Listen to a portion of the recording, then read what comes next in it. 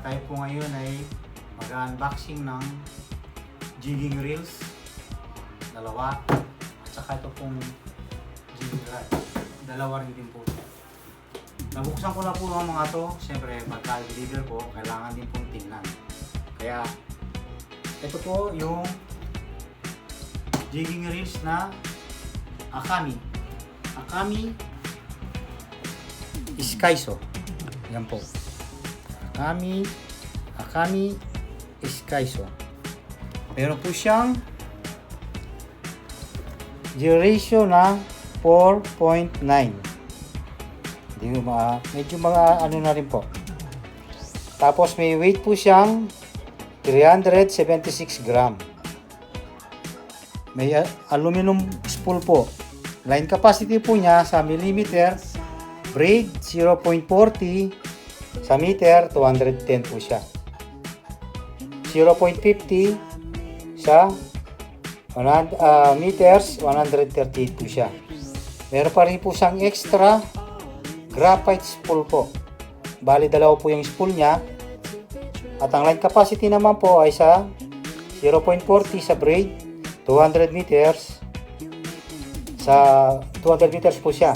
Sa millimeter 0.50 sa braid at 120 sa meters. 5 plus 1 po yung bearing niya. 5 plus 1. May power handle po siya.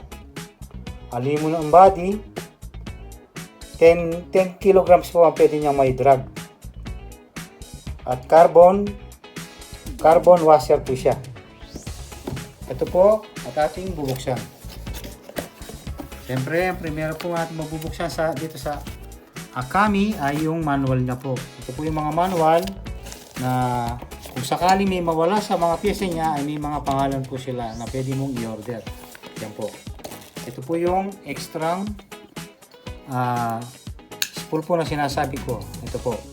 Skyso 5,000. Drag force 10 kilograms.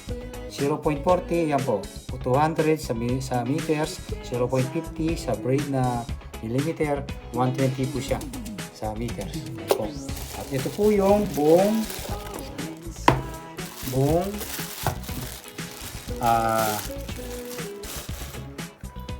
ano na po, reels po. Buong reels, ito po. Yan. Yan po.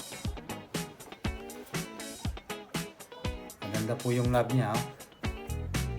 At meron po siyang pindutan po rito. Pagka tapos na po mag-jigging, pwede nyo pong i-rest po ng ganyan. Ito po. Ayan. Ayan po siya. Ayan po. Skyso. Drag force 10 kilograms. Okay. Ito po ang Akami Reels 5,000 po. Skyso 5,000. Okay? At ang susunod naman po ng ating bubuksan ay ito pong Tomcat TNC 6000 Okuma. Yan po. Meron po siyang yung bearing po niya 6 plus 1. Ang G-ratio po niya 451 31 inches per 79 cm po. At ang bigat na po niya ay 15.7 ounces for 45 po sa grams. At 330 lbs po at 15 grams ang pwede po niyang maximum drag po niya. Ito po yan. Yan. Ayan po yun. LBS per yards. 12 mm to 280 meters. 16 mm to 195 meters. 20 mm to 165. Yan po ang ating Okuma Tomcat. Okuma Tomcat. Yan po. Ito po. At aking po ipapakita. Bubuksan po natin. Ito po. Gaya ng dati, meron din po siyang manual na ayan po, may extra bearing pa po pala siya. Ayan. Ayan. Siyempre, ito po yung manual niya. Ayan. Okay.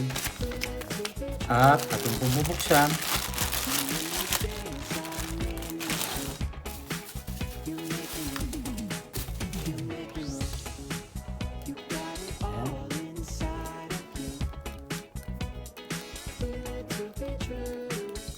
Okay. Siyempre, kailangan iigpitan po ng konti. Ito po siya. Yan po yan. Tsaka yung handle po niya. Maganda rin po yung handle niya. Yan, handle niya. Ano po? Komodo. Komodo po siya. At saka yung mataba po yung ano niya.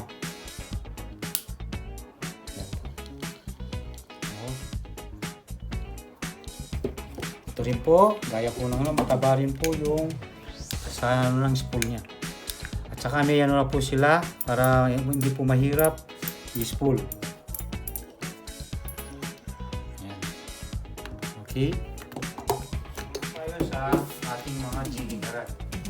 Ito po, gaya po ng dati, di ba sabi po sa inyo, binuksan ko na po para makita naman po kung walang sira ang mga binigil.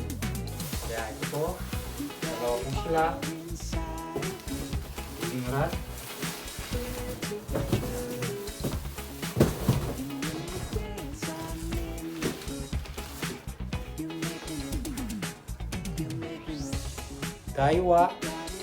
Daiwa Megaforce Jigging. Yan po. Model number. Ito po. Lalabas po natin.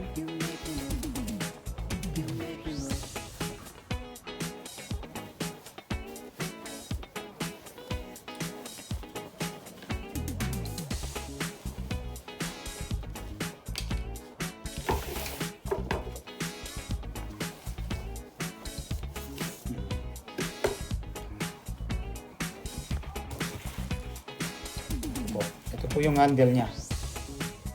Ito po yung handle niya. Daiwa. Yan. Ito. Yan. At ito po ang ano niya. Ang specs po niya ay ito po.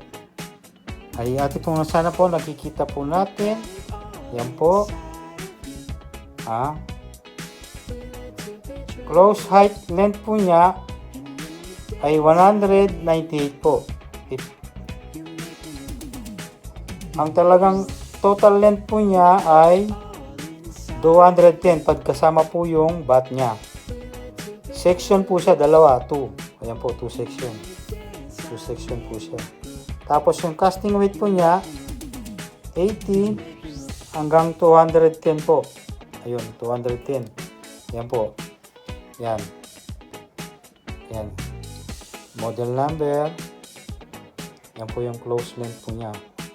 Okay, at pagdudugtungin ko po ngayon, ulit, dahil kanina hindi nakikita, ito po siya.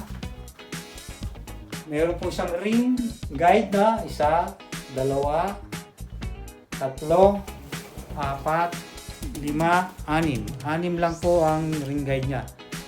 At kulay gray po siya. Black gray. Daiwa Megaforce. Okay? Okay. Ito pong isang jigging rod naman po natin ay light jigging po siya. Pang light. Ito po yung pangalan niya. Kali Kunan Shooter 190. 190 po siya. Yung haba po niya 190, 1 meter 90 po siya. Ito po. Yan. Ito.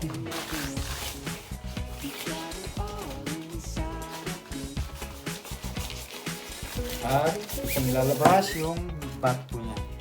Hindi po sila magkaparehas ng bat nung Daiwa po natin. Kung bang light jigging po, ito po. Yan. Meron po siyang sing-sing na ring guide po na 1, 2, 3, 4, 5, 6, 7, 8, 9, 10. 10 ring guide po siya.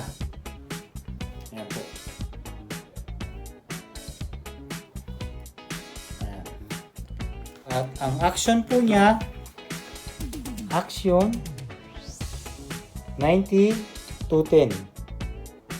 Specs po niya, ito po siya. High quality carbon. High quality carbon. Yun po. High quality carbon. Hindi po siya Fuji. Ring na yung mga guide niya. Pero ang action po niya ay 90 to 210 grams. Yan po. SW test, hindi ko alam kung ano pong sign ng gusto sabihin ng SW test.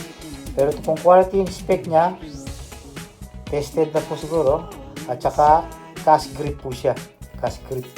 Yan. Cast. Yan po. Kali kunan. Kali kunan po. Yan. Ito po ay pang light jigging. Pwede rin po sa pang ichiku o kobura. Kubura. Kaya ito po ang ating dalawang jigging rod na isang light at saka isang normal na jigging. Ayan po. At ito naman po yung ating dalawang jigging reels na may grip din po maganda. Ayan po yung grip niya, maganda rin po. Komodo. Yan. Kaya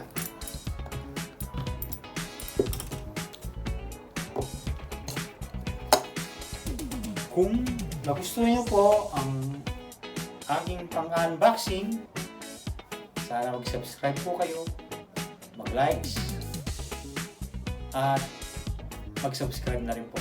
Salamat.